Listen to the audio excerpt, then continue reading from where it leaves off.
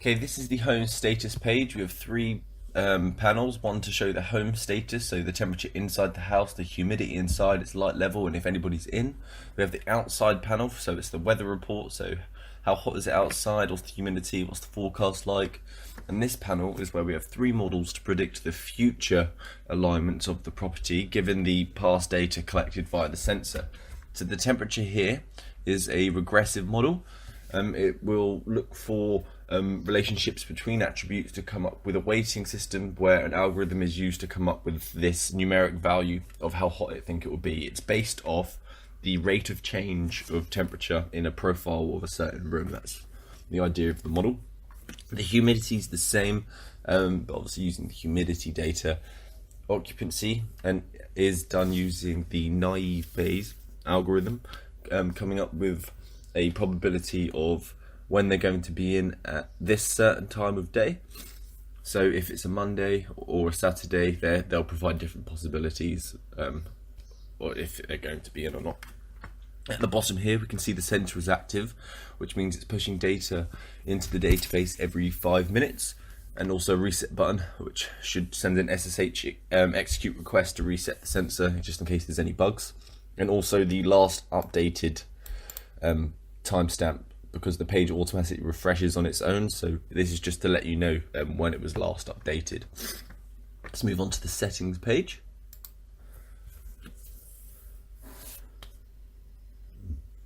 The idea of this page is so the user can define how they want their property. So for example, 55 Heathwood Road, that's the address of my client.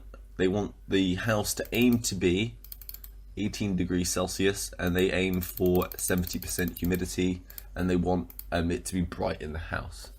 So if we now, this submit button has now become abled, so we're now able to click it and submit the form, which we previously weren't. Click submit, successfully saved, which now means that this data is going to be used in our notifications and our reports. So let's go check the reports up quick.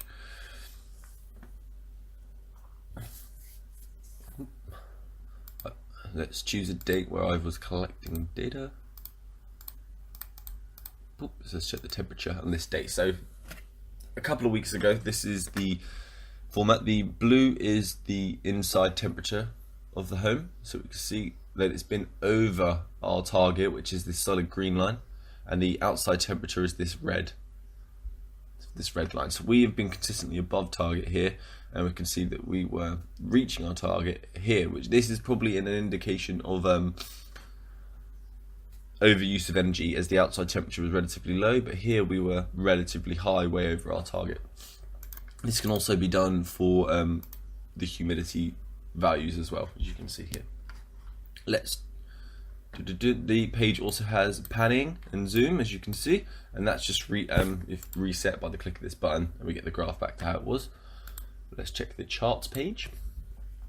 The charts page is a pie chart system, so you can see how often you've been reaching targets. So let's select a time period. Okay, so let's do the humidity, for example. We can see that we are on target the majority of the time here. Due to the pie chart, we can easily see proportions, and we are providing statistical information here that the user would not actually be aware of, that the maximum temperature has been 95 during this period. I mean the humidity. The minimum humidity has been 68 during this period, but the average is 72. Also, the system has known that there has been humidity for a prolonged period, and there is potential for mildew buildup, so it notifies the user here. It's the similar statistical information for each attribute: lighting, temperature, and occupancy, telling you how often you're in or how often you use the room. Notifications here, it takes the last 5, telling the user that action needs to be taken because they're expected to be in. So these are the notifications. This is a script, is comparing the user's targets, the future predictions, and the current predictions, and is providing action to be taken to tackle the surplus or deficit in status alignments. So look, they're expected to be in thanks to our predictor, and the predictor thinks that we are 6 degrees out